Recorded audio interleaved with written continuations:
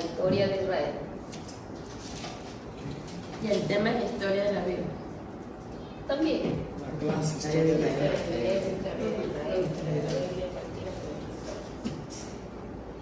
Ya está. Bueno, les indicaba que en lo que es la historia de Israel íbamos a encontrar lo que está numerado todos los libros de la Biblia. Vamos a encontrar sobre los profetas. O sea, vamos a hablar sobre ellos, ¿no? Y principalmente sobre Abraham, que fue quien eligió Dios para que abriera el camino, ¿no? El padre de la fe. Y bueno, les indiqué en el libro, bueno, mi hermana Elizabeth les dije que después tal vez hablaría con cada uno de ustedes sobre el libro, ¿no? El libro, nos veíamos la semana pasada que no es de este grueso, solo que aquí hay más materia, el libro es finito, no es mucho. Por ahí nomás el libro, ¿ya? Porque la hermana Melissa estaba preocupada y le digo, no es de este claro, pero no es de ese grueso, no. Bueno, en esta materia vamos a aprender mucho sobre los patriarcas, sobre cómo se fue fundando lo que ahora llamamos el pueblo de Israel, la historia de Israel. Bueno, vamos a aprender un poco sobre cada uno de los libros, ¿no? Ya. La semana pasada leí esto, pero como ahora están los otros hermanos, vuelvo a leer. Dice, la historia de Israel. Israel significa luchar por una bendición dada. Dice, ¿por qué estudiar la historia de Israel? Aquí tenemos 5 títulos. ¿Por qué estudiar la historia de Israel? ¿Por qué somos pueblo de Dios? Son separados para Dios y son objetos del amor de Dios y son escogidos de Dios y es un pueblo protegido por Dios. Cada uno tiene versículos bíblicos. Bueno, vamos a leer donde dice Abraham por fe. Abraham por la fe, ya que somos de la familia de la fe. Un versículo está en Juan 8:33. Juan 8:33. Y el otro para ahorrar tiempo, el otro versículo es en Deuteronomio 32:9.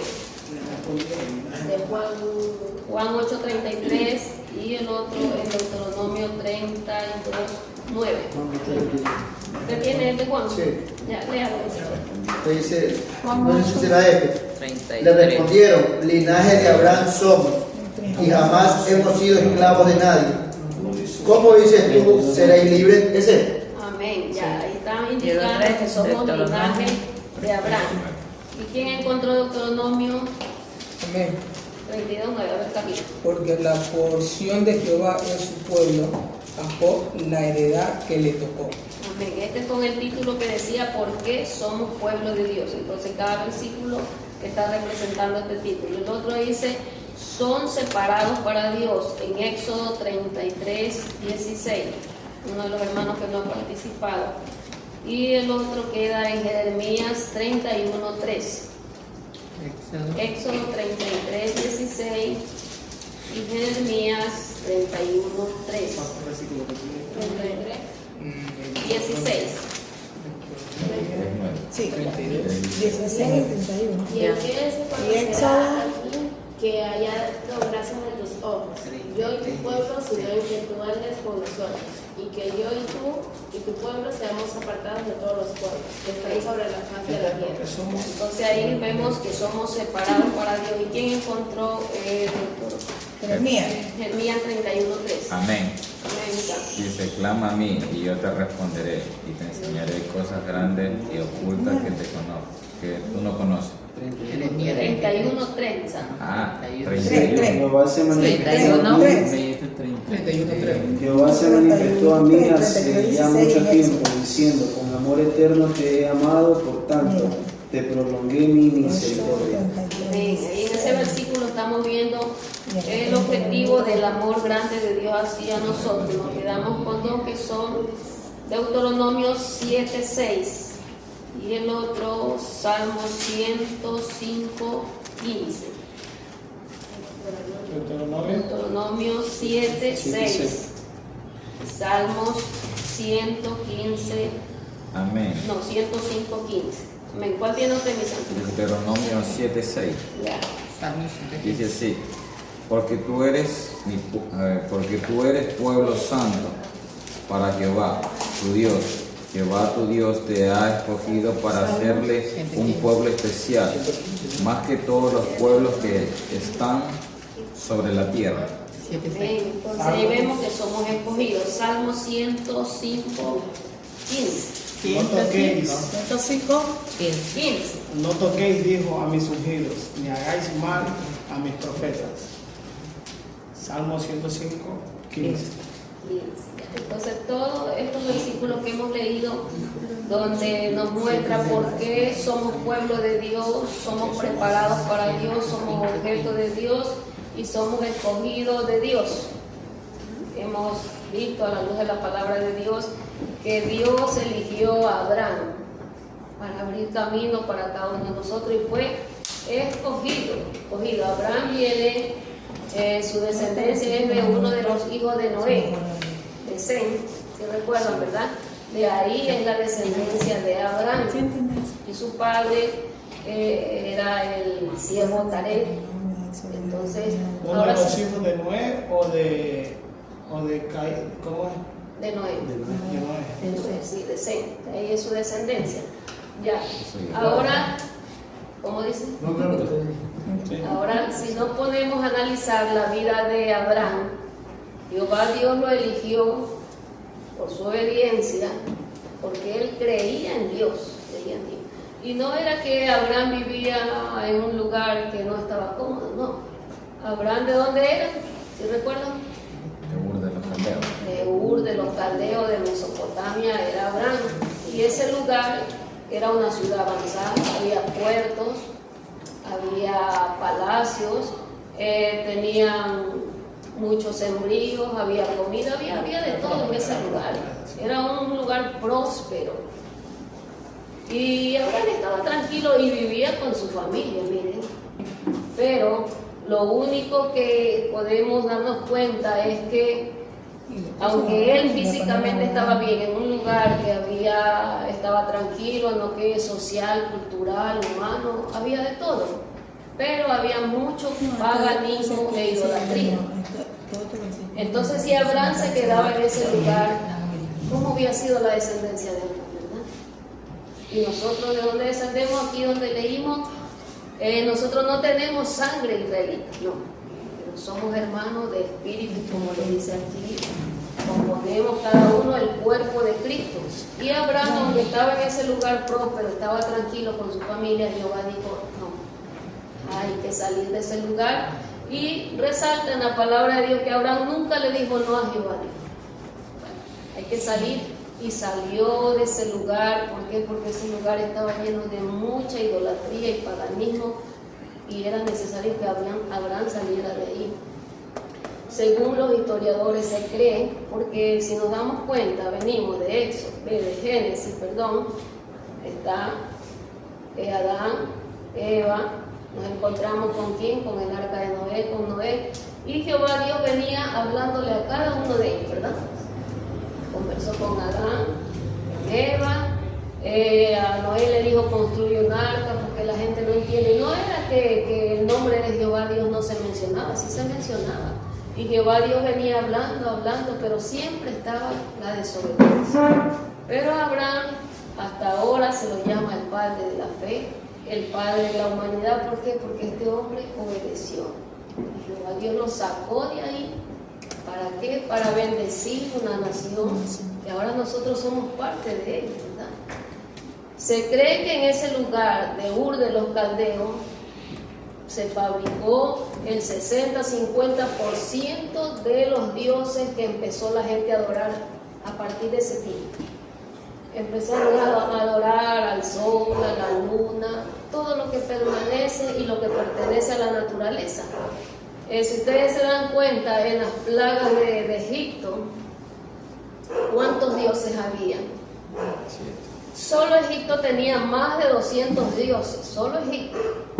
Y de los 200 dioses, 42 pertenecían a lo que es el reinado de los faraones. porque ellos tenían a la rana, al sapo, que era la diosa fértil, tenían al dios sol, al viento, y como yo les decía la semana pasada, Jehová Dios castigó con lo mismo a los siervos, a lo que eran los hebreos de ese entonces, los egipcios que les decían que eran los piojosos, los más últimos, y Jehová Dios con qué los castigó a ellos, plaga de tiempo, ¿verdad? Con lo mismo.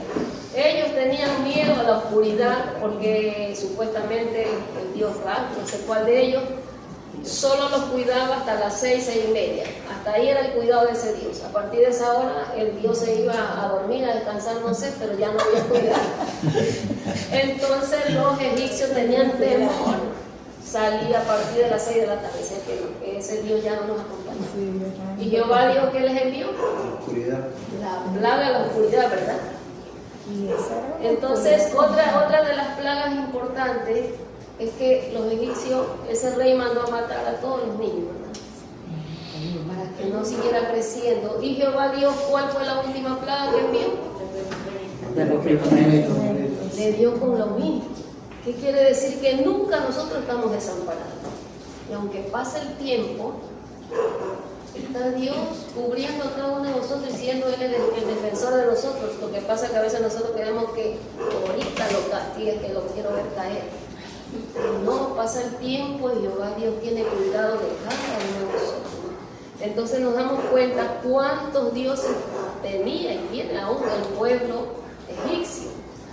Entonces Abraham fue sacado de ese lugar y Jehová Dios le dijo que lo bendeciría, que lo multiplicaría como las estrellas del cielo, y empezó a abrir camino, a bendecirlo, ¿no? A mí, en lo personal, yo me quedo meditando y digo, parece que un hombre no hiciera grandes cosas, mire, pero cuando uno se somete a obedecer a Dios, es que existe el milagro, existe donde nosotros podemos escuchar que alguien nos habla. ¿Y quién es? El Espíritu Santo de Dios, ¿no? Entonces Abraham, miren, tal vez no fue fácil de decir, bueno, él dijo, bueno, yo obedezco a Dios y me voy, pero en Abraham estaba el pensar de su familia, del uno, del otro, pero él tomó la decisión de salir de ahí y de ir a obedecer a Dios. Entonces ahí estamos viendo una parte de la historia de Israel. ¿Qué más pasó? Vienen los patriarcas. ¿Quiénes son los patriarcas? Los patriarcas ya hemos visto que son ¿quiénes? Las personas más antiguas, como los ancianos, los que siempre han estado ahí, ellos son los patriarcas, ¿no? Entonces salió Abraham, luego Isaac y luego Jacob. Pero siempre usted va a encontrar en todos los libros de la Biblia, los 5 libros ya sabemos que son los Pentateucos, ¿verdad? Está Génesis, Éxodo, Levítico, Número, Deuteronomio, los 5 libros. En esos 5 primeros libros siempre usted va a encontrar las promesas de Dios, siempre. A pesar de que ahí no había los grandes profetas que después salieron, pero el poder de Dios y su misericordia siempre va a usted encontrar. Usted empieza a leer y usted encuentra la promesa de Dios, encuentra el respaldo de Dios. A pesar de que había mucha idolatría, paganismo. Nosotros en la clase pasada, ¿qué dijimos que eran? Que eran indulgencias y qué más. Solamente indulgencia de las iglesias, ¿verdad? ¿Y qué era indulgencia? ¿Cómo? Perdón. Claro, la indulgencia que la Iglesia Católica le enseña que se arrodilla a adorar a algún Dios, y bueno, los pecados le serían perdonados. Y los dogmas, ¿qué eran los dogmas? ¿No recuerdan? Bueno, los dogmas eran un conjunto de ¿qué? De religiones, de paganismo que la misma iglesia formulaba en ese tiempo. Entonces, eso era lo que hacían los hombres de Calderón, formular dogmas aquí y allá, crear dioses para seguir engañando a las personas, ¿verdad? Pero gracias a Dios y a Abraham, a este hombre que obedeció a Dios, empezó a levantarse lo que es los profetas, aquellos que escuchaban la voz de Dios. Encontramos a Abraham, Isaac y Jacob, ¿verdad? Aquí es donde no les leo tanto para acá, porque aquí hay solamente historia. Por ejemplo, aquí encontramos los patriarcas, el pueblo de Babilonia, aquí también está Jacob.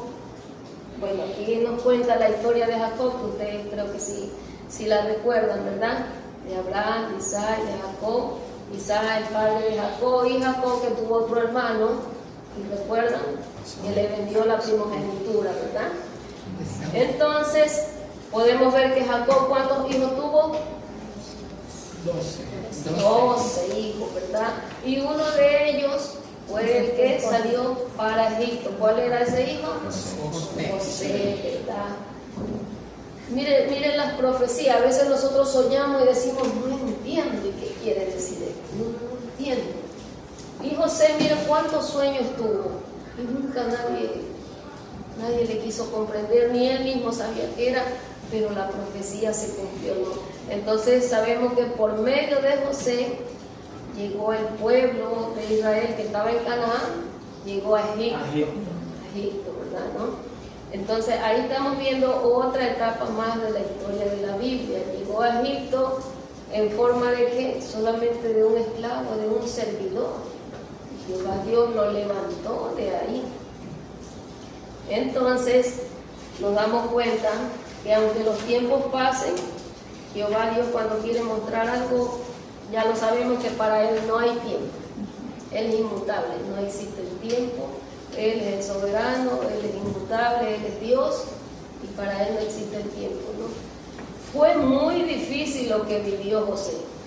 Fue muy difícil la situación de él. No es que llegó a reinar rápidamente, no. Pasó un tiempo grande para que él pudiera ocupar ese puesto. Y mire, ahí podemos encontrar otra profecía, mire. Porque al morir José, ¿qué dijo? Cuando yo me muera y ustedes salgan de este lugar, tienen que llevar mis huesos, ¿verdad? Él estaba confirmando que efectivamente el pueblo de Israel iba a salir de ese lugar. Iba a salir. El pueblo de Israel sufrió aflicciones, dolores, preocupaciones, humillaciones, esclavitud por muchos años, muchos años. Más de 400 años estuvo ellos en esa situación, ¿verdad? Pero a veces hay siervos de Dios que dicen, ¿por qué sufrieron tantos años? ¿Por qué tuvieron tantos años? Pero a la luz de la palabra de Dios, ¿qué nos damos cuenta? Que cuando no hay humillación, Dios nunca nos va a escuchar, ¿verdad? Si no hay una humillación, una conexión con Dios, no hay respuesta a lo que nosotros estamos preguntando. No es que nos vamos a arrodillar y ya oré y llegó. No. Tiene que haber una humillación. Entonces, cuando el pueblo se humilló, ahí Jehová Dios dijo, yo he escuchado ese clamor. ¿Cómo habrá sido ese clamor? Tiene que haber sido un clamor tremendo que movió los cielos. Tuvo que haber movido los cielos y moverlo a misericordia a Jehová Dios para que diga, ya es el tiempo. Pero no era porque Jehová Dios no quería tener ahí. Ellos se habían contaminado con el pueblo de Egipto, donde habían muchos dioses, muchas costumbres, ¿verdad? Entonces, mientras no se humillaban, no había respuesta de Jehová Dios para ellos, ¿verdad? Entonces ahí podemos ver la salida del pueblo de Israel, ¿verdad? Les voy a leer otra hojita, ¿no? Aquí lo nombran como una segunda etapa, la salida del pueblo de Israel. Aquí van a encontrar también muchos mapas. Estos mapas, como están en copia, no se ven bien. Dice, un pueblo establecido después de la conquista de Canaán, se divide la tierra en 12 tribus con la ayuda del sacerdote Eleazar. Mientras Josué y los ancianos vivían, el pueblo sirvió a Dios. Cuando estos murieron, el pueblo desobedeció a Dios, apartándose de él. Y en la Biblia encontramos esta frase: Israel hizo lo malo ante los ojos de Dios. Cuando se apartaron, Dios levantó después a los jueces para dirigir a su pueblo. Jueces 2:18. Entonces, así pasaron por muchos años con opresión, esclavitud, liberación, hasta que el pueblo se cansó y pidió un rey. Esta parte de aquí es donde ya el pueblo de Israel sale de Egipto, ¿verdad? Del pueblo de Israel, ¿quién fue primero? A ver, ¿el pueblo de Israel o Abraham? ¿Quién fue primero? Abraham, ¿verdad? Amén. Ustedes sí están leyendo la palabra de Dios. Fue Abraham, efectivamente. Se cree que hayan pasado de Abraham a Josué de 370 años a 400 años, ¿verdad? Entonces primero fue Abraham. Ya el pueblo de Israel salió, pero dice que una parte conoció a Jehová Dios. Luego murieron quienes, los patriarcas, los más mayores, y luego empezó la desobediencia nuevamente. Todos empezaron a desviarse de un lado para otro y a desobedecer a Jehová Dios, y entonces ahí pidieron los jueces, ¿verdad? Empezó a haber jueces, pero el pueblo era muy grande, muy grande. Tenían que poner un juez aquí, otro juez allá, porque la demanda era grande, uno venía con un problema, el otro con otro problema. Entonces ahí fue que empezaron, ya después de los jueces, a pedir un rey, ¿verdad? ¿Sí se acuerdan ustedes cuál fue el primer rey?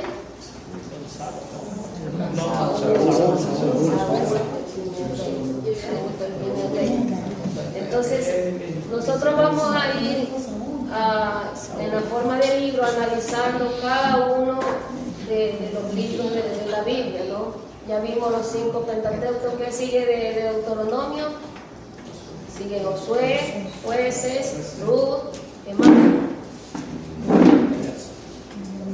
Primera Samuel, Segunda Samuel, Crónicas, Esdras, Nehemías, Esther, Job, Salmos, Proverbios. Bueno, antes de que se acabe el tiempo para el día lunes, desde aquí comienzo: Génesis, Éxodo, Levítico, Número, Deuteronomio, Josué, Jueces, Ruth, Esdras, Nehemías. Anoten su libro: Esdras, Nehemías y Esther. Ya. Número. ¿Mande? Claro, ya, en cada uno de los libros usted le hace un resumen, un exégesis pequeño, y bueno, si usted lo quiere hacer largo, más interesante, lo copia y lo trae, y yo el día lunes le pregunto qué, ¿mande? No entendí. Pequeño resumen del libro. Claro, o sea, lo más importante, no te voy a resumir todo el libro, sí, lo más importante. Siempre acuérdese de los años, de las fechas, que son muy importantes. A mí me toca Josué. Bien, ustedes sí saben. Josué está bueno. Y Santa, una pregunta. Y si en este libro me mencionan nombres, también lo tengo que mencionar. Está bien, por eso digo lo que usted crea importante y según el tiempo que usted tenga, porque esto es muy importante que usted tenga en su mente, ¿verdad? En una hojita. En una hojita. Si usted lo quiere hacer más extensivo, hágalo. Si no tiene mucho tiempo, hágalo las partes más importantes que usted crea, ¿no? Ya cada uno tiene su libro. El resto del libro se lo vendí para las hermanas que están un poquito delicadas de salud, las que no pudieron venir. Ya. La semana pasada estábamos hablando sobre cuándo llegó el Evangelio del Ecuador, y el hermano Ángelo estaba haciendo preguntas. No sé si usted investigó, mi santo. Sí, un poco lo que me acuerdo de poder no sé qué. Sí, por el presidente, ¿cuál era el presidente? ¿Cómo se llama? Juan. Bueno. Por Gabriel García Moreno. García Moreno era, ¿verdad? Sí. Yo ni me acuerdo. Bueno, él era uno de los personajes que no permitía que el Evangelio ingresara. Pero el que permitió fue Rondós. No, Quien sí. permitió fue el señor Eloy Alfaro. Eloy Alfaro. El Evangelio llegó a América del Sur en 1824, no, en 1524, y de ahí para llegar al Ecuador era muy difícil, porque en ese entonces estaba el señor Gabriel García Moreno y no permitía ni él ni la Iglesia Católica que se predicara el Evangelio. Entonces ya hacía muchos años que se venía mandando cartas de Estados Unidos para ver si se podía ingresar el Evangelio, pero era muy difícil, ¿no? Hasta 1895, sí, hasta 1895 estuvo, porque a Gabriel García Moreno lo mataron, y bueno, entró un presidente, apellido Barrero, creo que era así, ya.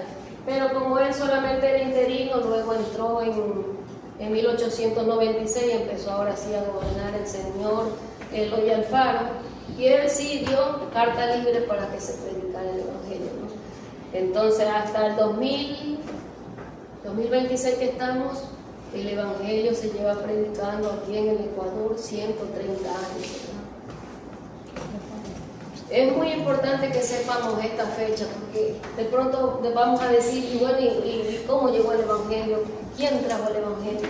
El Evangelio llegó, los hermanos eran portugueses y hermanos de Estados Unidos también llegaron por la isla Cuná en barco, ¿verdad? Para ellos también fue muy difícil llegar aquí porque eran misioneros que tuvieron que dejar su familia, gente pobre que venían solamente con su ropa, lo poco que traían, pero sí con un deseo ferviente de predicar el Evangelio, ¿verdad? A esta etapa, el señor Eloy Alfaro, como decíamos la semana pasada, a él lo llamaban el revolucionario. Bueno, en la escuela, en el colegio ya nos daban eso, ¿no? Ahora ya casi no dan esas historias, pero antes sí nos daban esas historias, ¿no? Entonces, gracias a Dios y a él que permitió que el Evangelio se ha predicado aquí en Ecuador. La primera iglesia que se fundó fue en Noguchi y Calicuchima. No sé si es esa iglesia grande que está ahí, no sé si es la misma, ¿no? Pero gracias a Dios se permitió que el Evangelio llegara al Ecuador y luego se fue regando. ¿La primera iglesia fue aquí en Guayaquil? La primera iglesia sí fue aquí en Guayaquil, sí. Luego se levantaron. Calicuchima. Calicuchima, algo así. Fue la primera iglesia evangélica aquí en La primera Ecuador. iglesia evangélica, sí. Noguchi. Y luego se levantaron más misioneros porque también vinieron mujeres misioneras a predicar el Evangelio aquí, ¿no? Luego, porque la iglesia católica nunca dejaba que el Evangelio se predicara. Yo recuerdo que mi mami siempre nos contaba que cuando ellas iban a la iglesia católica, dice, nunca nos permitían ni ver la Biblia. Y si nosotros queríamos ver la Biblia porque oíamos decir del Evangelio, pero no nos permitían. Y todo lo que decían solo era en latín, no entendíamos nada de eso. Solo nos predicaban en latín y luego nos daban la bendición en latín y no sabían ni qué nos habían dicho, ¿no? Entonces a nosotros como siervos nos es muy importante saber estos pequeños detalles. Yo a veces hasta pienso que se debería celebrar esta fecha. Es una fecha muy importante, muy gloriosa, ¿no? Cada uno de nosotros componemos el cuerpo de Cristo y para nosotros es muy importante saber y enterarnos. Si aquí estamos aprendiendo la historia de Israel, esto también es parte de lo que nosotros llamamos la historia de Israel, la historia de la Biblia, poder aprender un poquito más, ¿verdad? La salida de nosotros es a las 8:40, ¿verdad? Entonces por eso les he enviado los deberes con tiempo y también les estaba explicando un poquito porque con el hermano antes lo estábamos conversando y él me estaba preguntando por fecha.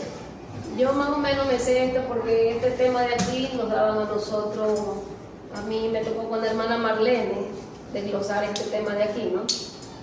Entonces más o menos por eso yo trataba de recordar las fechas, luego yo le dije al hermano la próxima semana vamos a analizar un poquito más de esto, ¿no?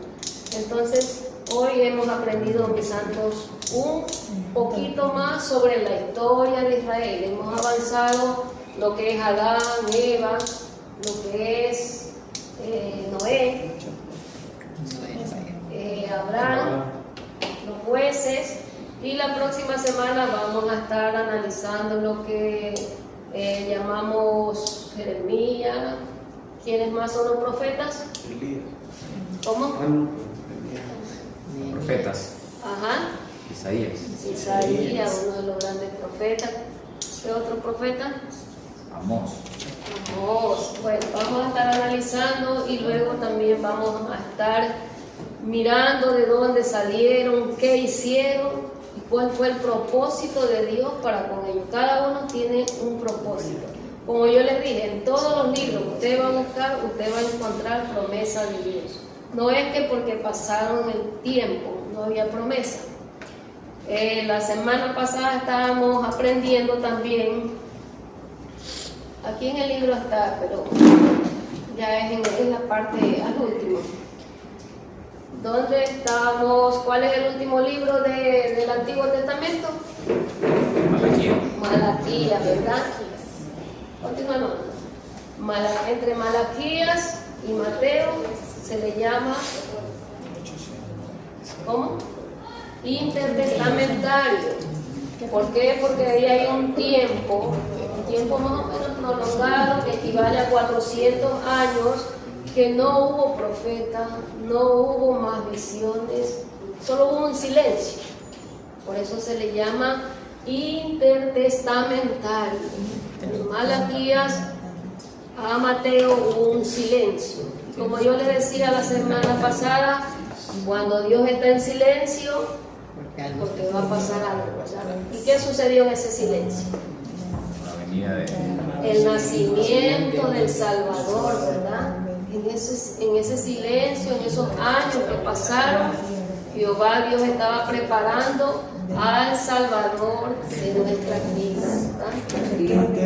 Intertestamentario, periodos intertestamentarios.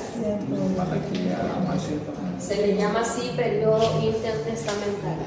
Bueno, mis santos hermanos, para la próxima semana vamos a analizar un poco más sobre el periodo intertestamentario y sobre los apóstoles y sobre los intertestamentarios. ¿Cuántos años dijo que hubo de 400 años. Desde Malaquías hasta Mateo. Sí. Entonces, la próxima semana estamos viendo los profetas.